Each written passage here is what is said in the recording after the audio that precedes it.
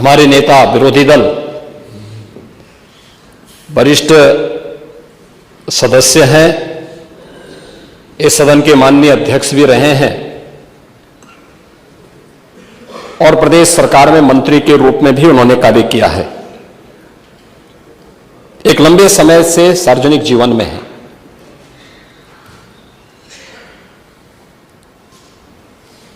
बुद्ध को हम भी मानते हैं,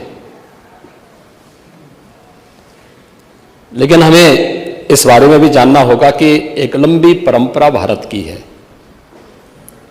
और भारत की उसी परंपरा के अनुरूप भारत की विरासत और विकास के समन्वय के साथ ही सरकार कार्य कर रही है।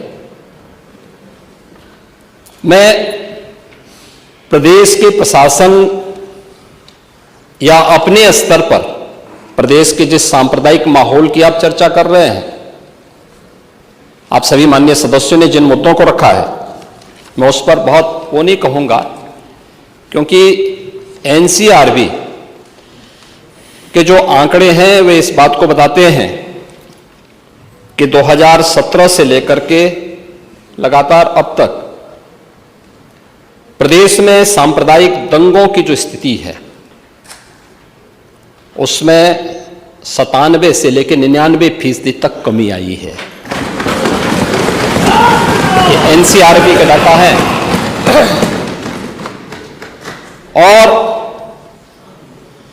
जो दो, जिसको वास्तव में आप दंगे कहते हैं, ये दंगे उत्तर प्रदेश में 2017 से लेकर के अब तक नहीं हुए हैं। और मैं वही आपके पिछले कार्यकाल के दौरान बताता हूं, 2012 से 2017 के बीच में, ये भी एनसीआरबी के ही डाटा है, प्रदेश में 815 सांप्रदायिक दंगे हुए और 192 लोगों की मौत उसमें हुई है। मैं उस पर चर्चा करूंगा। उससे पहले भी 2007 से 2011 के बीच 616 ऐसे सांप्रदायिक घटनाएं हुई हैं जिनमें 121 लोगों की मौत हुई थी। महोदय, जो बात यहां पर माननीय सदस्य शेखबाल महबूब ने संबल के बारे में लिखा, माननीय सदस्य कुंवर रघुराज प्रताप सिंह जी ने यह बात बहुत स्पष्ट की कि हम तथ्यों को छुपा करके कब तक जनता को गुमराह करेंगे। हर व्यक्ति जानता है कि माननीय न्यायालय के आदेश पे सर्वे का कार्य हो रहा था और सर्वे हो रहा था। दूसरा, मैं आपसे पूछना चाहता हूं, आप पश्चिम में जाएंगे, पता नहीं आप कैसे हैं, आपके पूर्वज भी हो सकता है, और पश्चिम उत्तर प्रदेश के हमारे सभी लोग अपने सामान्य संबोधन में राम राम ही कहते हैं। तो जय श्री राम कहां से सांप्रदायिक संबोधन हो गया? कहां से सांप्रदायिक संबोधन हो गया? हमारे यहां हम जपते हैं, राम ही राम बोलते हैं, मिलते हैं, राम राम का संबोधन होता है, और अंतिम यात्रा में विदा करते हैं तब भी राम नाम सत्य है ही बोलते हैं। राम के बगैर तो हमारा कोई काम ही नहीं है। और अगर जय श्री राम किसी ने बोली दिया तो इसमें उत्तेजना का मतलब, ये नियत आप समझ सकते हैं उस नियत को। ये चढ़ाने वाला नहीं है, ये चढ़ाने वाला नहीं है, ये चढ़ाने वाला नहीं है। एक दूसरा, आपने कुंदरकी की जीत को वोट की लूट बताया। आप एक सदस्य का अपमान कर रहे हैं। आपके सदस्य की तो जमानत जब्त हो गई वहां पे। और क्या ये सच नहीं है? इस समय तो आज डिजिटल मीडिया का है। वहां का पठान, वहां का शेख सब कह रहे साहब हमारे पूर्वज तो हिंदू थे और आप भी, आपके पूर्वज भी हिंदू थे। क्या ये सच नहीं है? और क्या ये सच नहीं है कि देशी और विदेशी मुसलमानों की आपसी भिड़ंत है जो वर्षों की लड़ाई को लेकर के वहां चल रहा है? आप लोग सच पे पर्दा डालने का प्रयास कर रहे हैं, लेकिन एक चीज नोट करना कि सूर्य को चांद को और सत्य को बहुत देर तक छुपा कोई नहीं सकता है, और सत्य जरूर सामने आएगा। और उसी सत्य के बारे में कहा जा रहा है। मैं केवल एक बात कहना चाहता हूं कि अगर संभल के बारे में हम जब बात करते हैं महोदय, एक लंबा सिलसिला है इस संभल का, और अगर मैं संभल की जब चर्चा करता हूं तो संभल में कैसे माहौल खराब किया गया वहां पे। ये संभल में दंगों का जो इतिहास है 1947 से ही प्रारंभ होता है। 1947 में एक मौत होती है, 1948 में 6 लोग मारे जाते हैं, 1958 में भी दंगा होता है, 1962 में भी दंगा होता है, 1976 में भी 5 लोगों की मौत वहां पर हुई थी, और 1978 में 184 हिंदुओं को सामूहिक रूप से जला दिया गया था। 184 हिंदुओं को हत्या हुई थी, हिंदुओं की हत्या हुई थी, और जलाया भी गया था, और 184 हिंदू मारे गए थे वहां। 184। मैं वही तो कह रहा हूं ना, आप उस सच को स्वीकार नहीं करेंगे, आप उस सच्चाई को स्वीकार नहीं करेंगे। और लगातार कई महीनों तक वहां कर्फ्यू था। 1980 में फिर दंगा हुआ था, एक मृत्यु हुई। 1982 में फिर दंगा हुआ, एक मृत्यु हुई। 1986 में 4 लोग मारे गए, और 1990 फिर 1992 में 5 मौतें हुई, 1996 में 2 मौतें हुई। ये लगातार ये सिलसिला चलता रहा। 1947 से लेकर के अब तक 209 हिंदुओं की निर्मम हत्या वहां हुई है संभल के अंदर, 209 हिंदुओं की। और एक भी बार किसी ने उन निर्दोष हिंदुओं के लिए कभी 2 शब्द नहीं कहे, उनके प्रति, उन परिवारों के प्रति संवेदना के शब्द नहीं कहे। महोदय, जो आज घड़ियाली आंसू बहा रहे हैं, ये लोग कभी भी उन निर्दोष हिंदुओं के बारे में कभी 2 शब्द नहीं कहे। वहां पर 1978 में जो दंगा हुआ था महोदय, किस प्रकार की स्थिति थी। एक वैश्य जिसने सबको उधार दे रखा था पैसा, और उस बात को मानता था कि साहब मैं तो सबको पैसा देता हूं, मेरे यहां तो सब व्यवसाय के साथ जुड़े हुए हैं। अगल बगल के हिंदू दंगा होने के बाद उनके घर में इकट्ठे होते हैं। इकट्ठा होने के बाद उनको घेर लिया जाता है। घेरने के बाद वो बोलते हैं, भाई आप हमें क्यों घेर रहे हैं। कहा जाता नहीं, क्योंकि तुम इन हाथों से पैसा मांगोगे, इसलिए उनके हाथ काटे जाते हैं, फिर उनके पैर काटे जाते हैं, और फिर उनका गला रेंध करके हत्या होती है। ये लोग सौहार्द की बात करते हैं, शर्म नहीं आती इन लोगों को सौहार्द के बारे में चर्चा करने की। 1978 से जो मंदिर आज निकल रहा है, 1978 से इन लोगों ने कभी खोलने नहीं दिया उस मंदिर को, जो आज बजरंगबली का मंदिर निकल रहा है, जो वहां पर आज 22 कुएं किसने बंद किए थे। इन 22 कुओं को भी वहां पे बंद किया गया, और वहां का माहौल इतना तनावपूर्ण किसने बनाया था। ये पत्थरबाज कौन थे। एक भी गिरफ्तारी बिना साक्ष्य के नहीं हो रही है। और याद रखना, जिसने पत्थरबाजी की होगी, जिसने माहौल खराब किया होगा, उसमें एक भी बचने वाला भी नहीं है।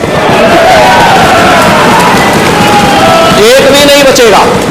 उस मूल संविधान की प्रस्तावना को एक बार पढ़िए। मौलिक कर्तव्यों के बारे में, मौलिक अधिकारों के अध्याय के चित्र को देखिए। अलग अलग उन आर्टिकल के उस पृष्ठों का अवलोकन करिए, आपको उसमें राम भी नजर आएंगे, कृष्ण भी नजर आएंगे। लंका दहन के उपरांत बजरंगबली भी नजर आएंगे, ज्ञान का उपदेश देने वाले बुद्ध भी नजर आएंगे। भारत की समृद्ध परंपरा का दर्शन आपको उस संविधान में मिलेगा जो बाबा साहब भीमराव अंबेडकर ने दिया था। लेकिन उस मूल संविधान में कहीं भी धर्मनिरपेक्ष या पंथ निरपेक्ष या फिर समाजवाद शब्द नहीं है, और यह आप सबकी आंखों को खोलने वाला होना चाहिए। आप लोग संविधान में बदलाव की बात करते हैं। जिन लोगों ने संविधान का गला घोटा, उनका पिछलग्गू बन करके केवल सत्ता हथियाना चाहते हैं, जनता की आंखों में धूल झोंकना चाहते हैं। ये नहीं हो सकता।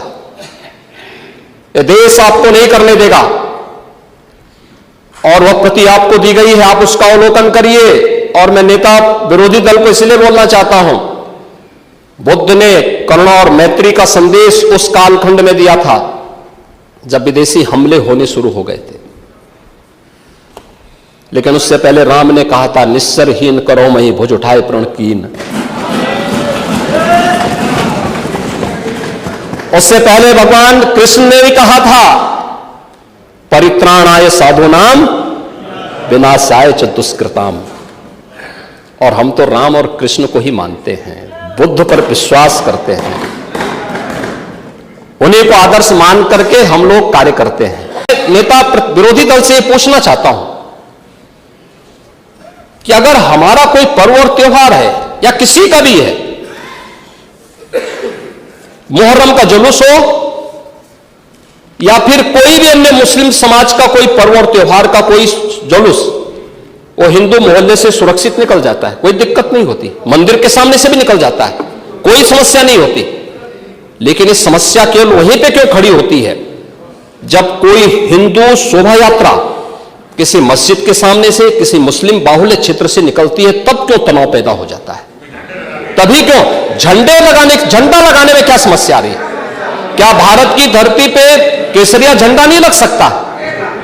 क्यों नहीं लग सकता? क्यों नहीं लग सकता?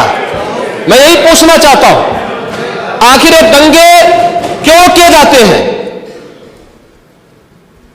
और बहराइच का मामला, महाराजगंज उस कस्बे का, जहां के बारे में आप कह रहे हैं कि लगातार मुस्लिम बस्ती थी, मोना जी ने भी इस बात को कहा कि बस्ती थी, प्रशासन नहीं था, 4 कंपनियां पुलिस थी वहां पे, और दंगा सड़क पे नहीं हो रहा था, गोली घर के अंदर से चल रही थी।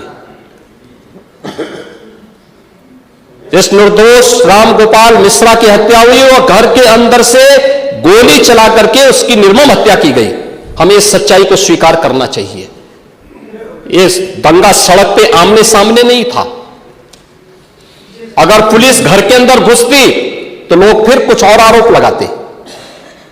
पुलिस ने बचाव करने का अपना प्रयास किया, 4 कंपनियां वहां पे थी, और आप कह रहे हैं कि माननीय मोना जी ने भी कहा कि भारतीय जनता पार्टी के विधायक ने आरोप लगाए। भारतीय जनता पार्टी के विधायक ने इस हल्दी की घटना को लेकर के नहीं, इस महाराजगंज कस्बे की घटना को लेकर के नहीं, ये उस समय बहराइच कस्बे में थे, और बहराइच कस्बे में इनकी गाड़ी पर हमला हुआ, जो वहां से 30-35 किलोमीटर दूर है। वहां पे एक पथराव हुआ था।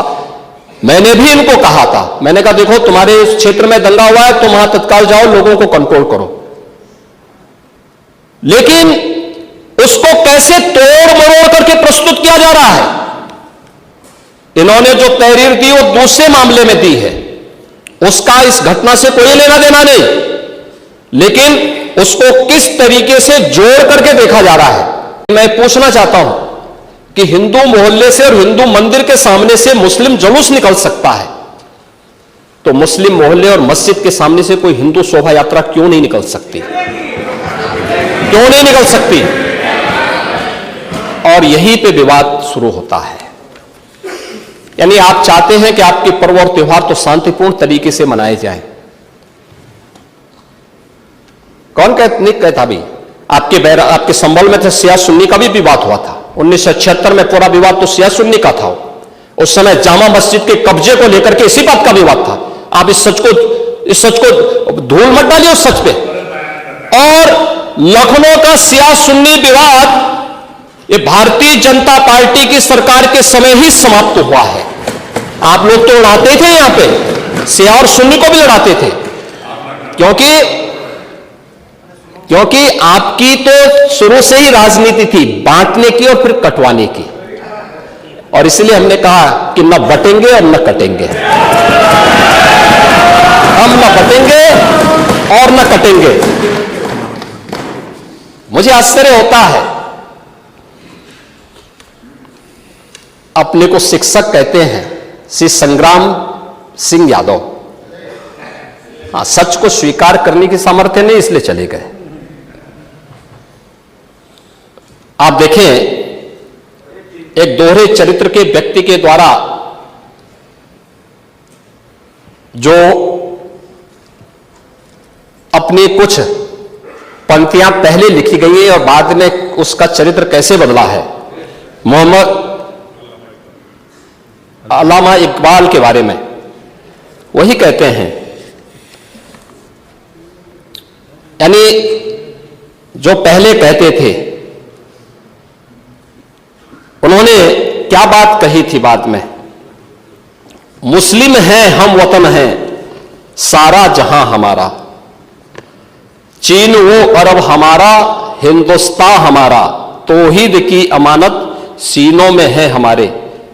दुनिया के बुत कंदों में पहले वह घर खुदा का, तेगों के साये में हम पलकर जमा हुए हैं।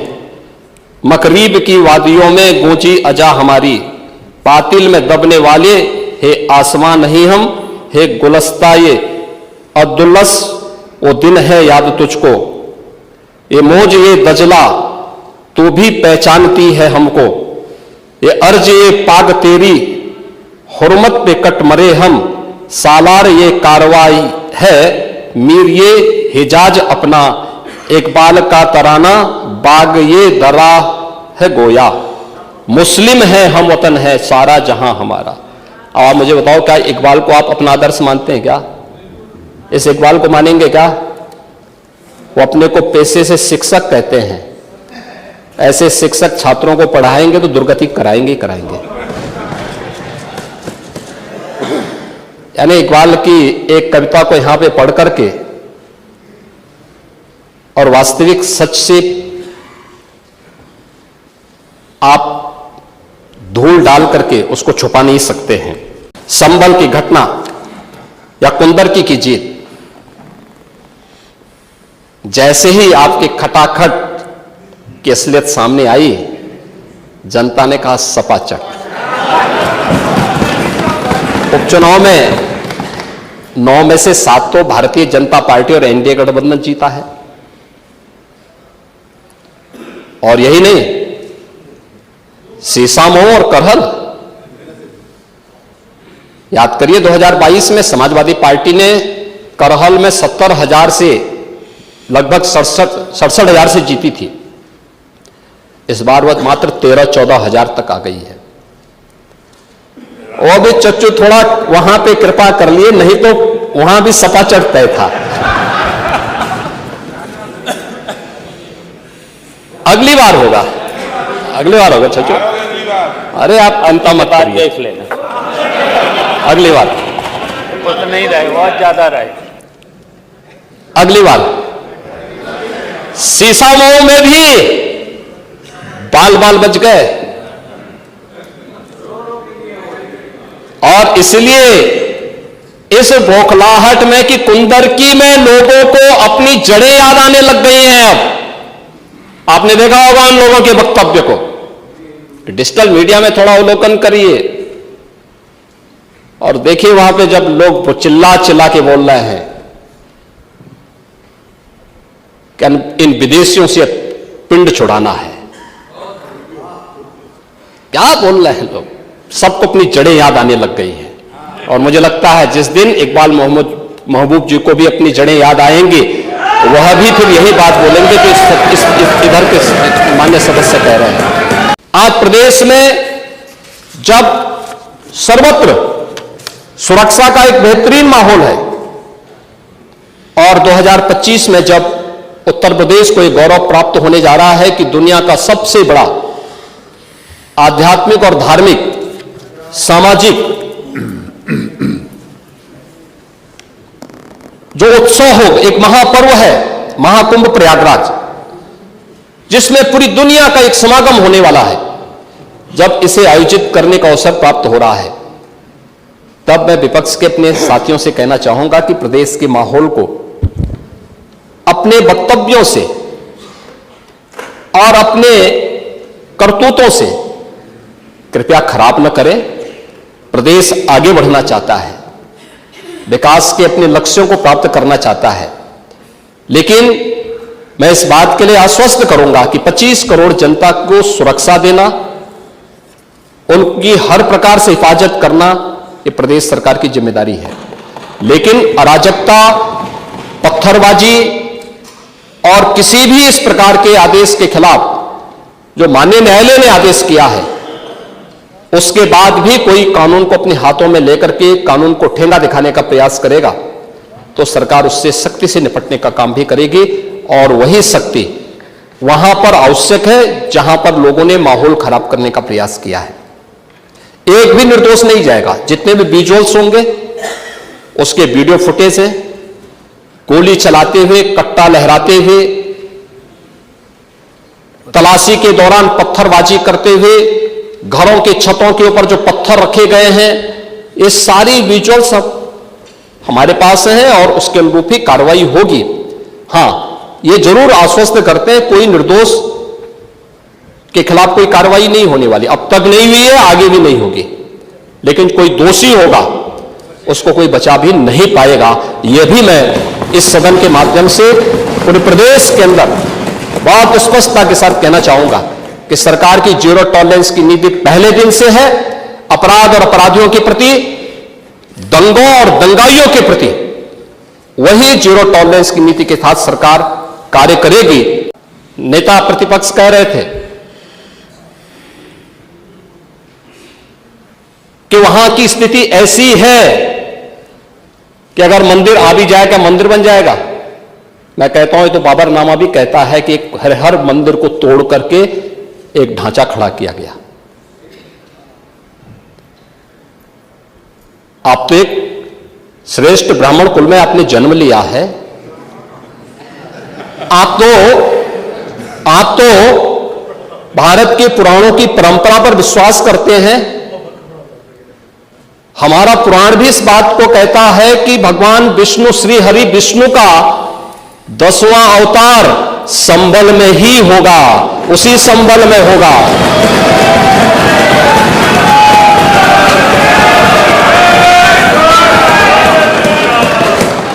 और यह तो केवल सर्वे की बात थी। माननीय न्यायालय के आदेश पर जिलाधिकारी का मतलब जिले का एडमिनिस्ट्रेटिव हेड, पुलिस अधीक्षक उस जिले की पुलिस फोर्स का मुखिया है। इनका दायित्व है कि शांतिपूर्ण तरीके से किसी सर्वे के कार्यक्रम को वहां पे संपन्न करना, माननीय न्यायालय के आदेश को अक्षरशः अनुपालन करना। और सर्वे 19 नवंबर को भी हुआ, 21 नवंबर को भी हुआ, 24 नवंबर को भी सर्वे का कार्य चल रहा था। क्या यह संभव है? नहीं, 21 को संपन्न नहीं हुआ था। ये लगातार सर्वे का काम चल रहा था और सर्वे के कार्य के दौरान पहले 2 दिन कोई भी शांति भंग नहीं हुई। तीसरे दिन जब 23 नवंबर को जुमे की नमाज के पहले और जुमे की नमाज के दौरान जिस प्रकार की तकरीरें दी गई, उन तकरीरों के बाद माहौल खराब हुआ और फिर उसके बाद जिस प्रकार की स्थितियां की गई थी वो सबके सामने है। और इसलिए मैं कह रहा हूं, हमारी सरकार ने तो पहले ही कहा कि हम जुडिशियल कमीशन बनाएंगे। ये एक्ट के अंतर्गत ही इस कमीशन बना हुआ है। माननीय सदन में उसकी रिपोर्ट भी आएगी। दूध का दूध और पानी का पानी सबके सामने आएगा। आखिर ये कहां लिखा है संविधान में कि किसी मुस्लिम बाहुल्य क्षेत्र में हिंदू शोभा यात्रा नहीं निकल सकती? और जब आप रोकते हैं तभी हिंदू पक्ष से भी रिएक्शन आता है कि साहब हम भी नहीं जाने देंगे। भाई मुझे आश्चर्य होता है इन बातों को लेकर के कि मस्जिद के सामने से नहीं निकलने देंगे। क्यों नहीं निकलने देंगे? ये सड़क क्या किसी की है क्या? ये सार्वजनिक मार्ग है, कैसे आप रोक सकते हैं? परंपरागत बहराइच में भी वो परंपरागत जुलूस था, परंपरागत जुलूस था। वही मैं कह रहा हूं, परंपरागत जुलूस था। और उसी परंपरागत जुलूस को आगे बढ़ाने के लिए सारे कार्यक्रम संपन्न हुए थे, आगे भी संपन्न होंगे। लेकिन ये चीजें तय करना, ये कहना कि उत्तेजक नारे लगाए जा रहे थे, जय श्री राम का नारा उत्तेजक नहीं है, ये हमारी श्रद्धा का नारा है, हमारी आस्था का प्रतीक है। कल मैं आपसे कहूंगा कि अल्लाह वो अकबर का जो स्लोगन है ये हमें अच्छा नहीं लगता। नहीं, आपको हम रोकें तो क्या आपको अच्छा लगेगा? नहीं, आपको नहीं, मुझे मतलब होने की आवश्यकता ही नहीं, मुझे आवश्यकता ही नहीं इसकी। नहीं, मुझे इसकी आवश्यकता ही नहीं है, मुझे इसकी आवश्यकता ही नहीं, क्योंकि मेरी तो विरासत इतनी लंबी चौड़ी है, इतनी प्राचीन है कि मैं उस परंपरा को ही लेकर के चले जाऊं। मैं जय श्री राम का नारा, हर हर महादेव का नारा और राधे राधे, राधे राधे के संबोधन से ही अपना पूरा जीवन काट सकता हूं। मुझे किसी और स्लोगन की आवश्यकता ही नहीं है। मुझे कोई अन्य नारे की आवश्यकता ही नहीं है, कोई अन्य संबोधन की आवश्यकता नहीं। लेकिन मैं आपसे कहना चाहता हूं, कल कोई आपसे कहेगा, कोई हिंदू भी ये कहेगा कि साहब हमें भी परेशानी है, आप लोग मत बोलिए, क्या आपको अच्छा लगेगा? और कोई भजन गाया जा रहा है, आप उस भजन को अश्लील कैसे कह सकते हैं? कैसे कह सकते हैं? कांवड़ यात्रा में क्या अश्लील गाने बजते हैं? अरे भगवान शिव के गाने बजते हैं, भगवान शिव के भजन गाए जाते हैं। दुर्गा पूजा के दौरान जो शोभा यात्रा निकलती है, जगत जननी मां भगवती दुर्गा के आरतियां बजती हैं, उनकी चालीसा बजती है, हनुमान चालीसा बजता है। ये हमारे यहां शक्ति के प्रतीक भी है और भक्ति के प्रतीक भी है। नहीं तो वही तो ऐतराज है, समस्या तो उसी बात को लेकर के है, सारा विवाद तो उसी बात को लेकर के है, सारा विवाद तो उसी बात को लेकर के है। और मुझे लगता है आपने बाबरनामा पढ़ा होता तो आप मुझसे बहस करते ही नहीं, जिसमें स्वयं मीर बाकी के द्वारा हरिहर मंदिर तोड़ने का जिक्र किया गया है। क्या बात करते हैं आप? और मुझे लगता है ये जितने लोग यहां पर हैं, ये वहां पे कोई नहीं रहा होगा, लेकिन आपके फोरफादर और फोरफादर के आगे की पीढ़ी उसकी भुक्त भोगी रही होगी, इसलिए आज इस स्थिति में आप लोग वहां पे हैं। कुंदरकी में लोगों का एहसास हुआ है, एक दिन एहसास आपको भी होगा और जरूर होगा। और इसीलिए मैं आपसे कहना चाहूंगा कि ये सनातन की जीत है, जो कुंदरकी की जीत है, ये भारत की वास्तविक जीत है, ये भारत के संविधान की जीत है। आप तो सबको कटघरे में खड़ा करते हैं। मुझे आश्चर्य होता है कि आखिर आप मानते किसको हैं? आप मानते किसको हैं? मुझे एक बात बताओ कि भारत के संविधान के अनुरूप माननीय उच्चतम न्यायालय, एक तरफ आपने सर्वे के बारे में माननीय उच्चतम न्यायालय की बात का स्वागत किया और माननीय उच्चतम न्यायालय ही एक बात को कहता है, बार बार भारत के माननीय उच्चतम न्यायालय ने समान नागरिक कानून की बात देश के अंदर लागू करने की कही है। और भारत अकेला देश है, भारत अकेला देश है जिसमें बहुसंख्यक समाज अपने लिए विशेष अधिकार की मांग नहीं करता है, बल्कि एक समान नागरिक कानून की मांग कर रहा है। और अगर एक माननीय न्यायाधीश ने, इलाहाबाद उच्च न्यायालय के एक माननीय न्यायाधीश ने उस समान नागरिक कानून की वकालत की, तो आप उनके खिलाफ महाभियोग का नोटिस राज्यसभा में दे दिए। ये आपके दोहरे चरित्र को नहीं दिखाता तो क्या है ये? आखिर दुनिया के अंदर यही हो रहा है, लेकिन भारत के अंदर बहुसंख्यक समाज कह रहा है कि साहब एक समान नागरिक कानून लागू करो। लेकिन अगर वही माननीय न्यायाधीश एक सामाजिक सांस्कृतिक संगठन के कार्यक्रम के दौरान इस बात को कहते हैं कि दुनिया के अंदर ये है, अगर भारत के अंदर इसको मांग करने की वकालत हो रही है तो बुरा नहीं। और माननीय उच्चतम न्यायालय बार बार इसके बारे में सरकार को कह चुकी है, लेकिन आप लोग उसमें एक तरफ उच्चतम न्यायालय के द्वारा सर्वे पर रोक लगाने का स्वागत कर रहे हैं, बुलडोजर की कार्रवाई पर दी गई गाइडलाइन का स्वागत कर रहे हैं। उसका तो स्वागत हमने भी किया है, क्योंकि उत्तर प्रदेश अकेला राज्य है जिसने बुलडोजर की कार्रवाई को अक्सरशः सुप्रीम कोर्ट की उस गाइडलाइन के अनुसार अंजाम दिया है, अक्सरशः। और इसीलिए मैं कह रहा हूं कि यही स्थिति है कि माननीय न्यायाधीश इलाहाबाद उच्च न्यायालय ने अगर वक्तव्य दिया समान नागरिक कानून के बारे में, तो समाजवादी पार्टी, कांग्रेस, इन सब के लोगों ने राज्यसभा में उनके खिलाफ एक महाअभियोग की नोटिस ही दे करके आप सच को मुंह जबरदस्ती बंद करना चाहते हैं।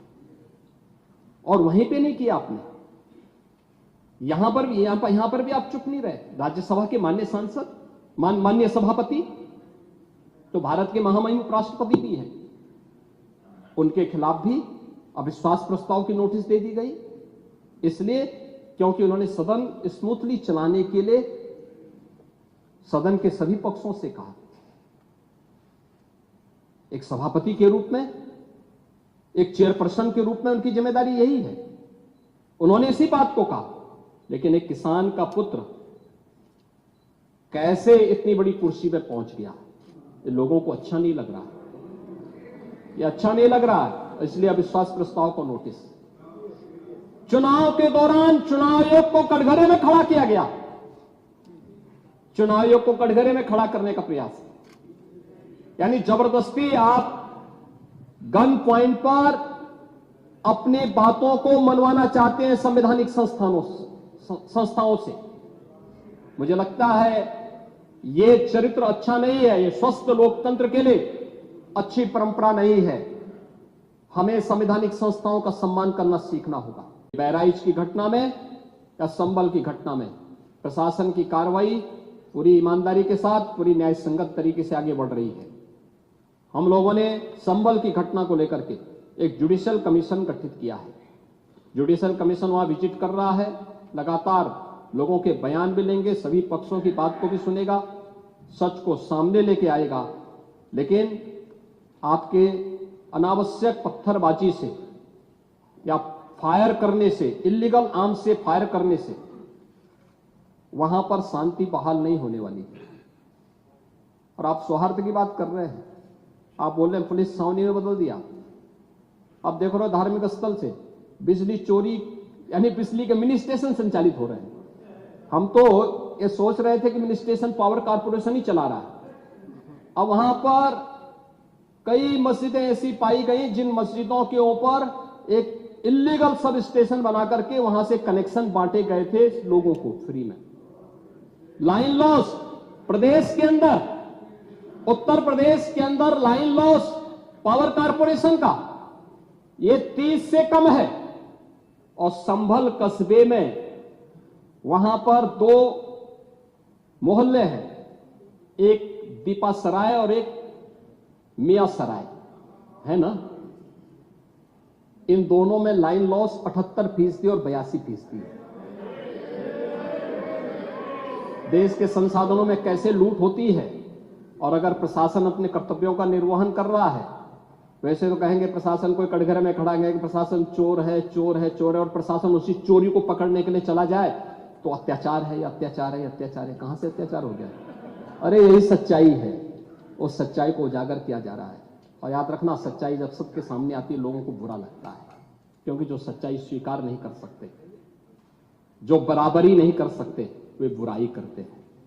और यही बुराई आप कर रहे हैं। आपकी बुराई में न्याय नहीं झलकता, सत्य नहीं झलकता, ये पक्षपातपूर्ण है। और मुझे लगता है इससे लोकतंत्र की व्यवस्था मजबूत नहीं होती है, कमजोर होती है। पूरे प्रदेश को इस बारे में आश्वस्त करना चाहूंगा, प्रदेश के अंदर किसी भी मुस्लिम पर्व और त्योहार के दौरान, किसी भी अन्य मत और मजहब से जुड़े हुए किसी भी पर्व और त्योहार के दौरान कहीं कोई समस्या नहीं खड़ी होती, तो फिर हिंदू पर्व और त्योहार के दौरान कोई समस्या खड़ी करेगा तो सरकार उसको सख्ती से निपटने का काम भी करेगी, उतनी ही सख्ती से निपटने का काम भी करेगी। दूसरा, माननीय न्यायालय के द्वारा दिए गए आदेश का पालन करना एक प्रशासन का दायित्व है। उसमें सरकार उसको डायरेक्शन दे न दे, उसका दायित्व बनता है कि उसको पालन करे, और संभल के अंदर प्रशासन ने वही पालन किया है। आज वहां पे सारी चीजें मिल रही हैं। आखिर आपकी बात को हम मानते हैं कि मंदिर को आपने छेड़ा नहीं, आपने बड़ी कृपा कर दी, लेकिन ये जो 22 कुएं और उन कुओं में जो मूर्तियां मिल रही हैं, ये कुएं किसने पाट दी है? ये नोटिस पे क्यों परेशानी हो रही है? आपके सांसद जिनसे आपकी प्रतिद्वंदिता है, मानता हूं, क्योंकि वहां पे आप में तो तुर्क और पठान का विवाद चल रहा है, मैंने नहीं कर दिया, एक विवाद चल रहा है। आप उनके सामने, माननीय सदस्य के सामने, आप उनके साथ अपनी जड़ें ढूंढ रहे होंगे, लेकिन ये सच्चाई है, ये सच्चाई है, क्योंकि ये तो है ही। सकीफुल रहमान बर्क कभी भी अपने को ये नहीं बोलते थे कि मैं भारत का नागरिक हूं, वो तो कहते थे मैं बाबर का संतान हूं, वो बोलते थे। आप भी मानते हो कि इस बात को? अब आपको तय करना है कि आक्रांताओं को अपना आदर्श मानते हैं या रामकृष्ण और बुद्ध की परंपरा को अपना आदर्श मानते हैं। भारत के अंदर रामकृष्ण और बुद्ध की ही परंपरा रहेगी, बाबर और औरंगजेब की परंपरा नहीं रहेगी।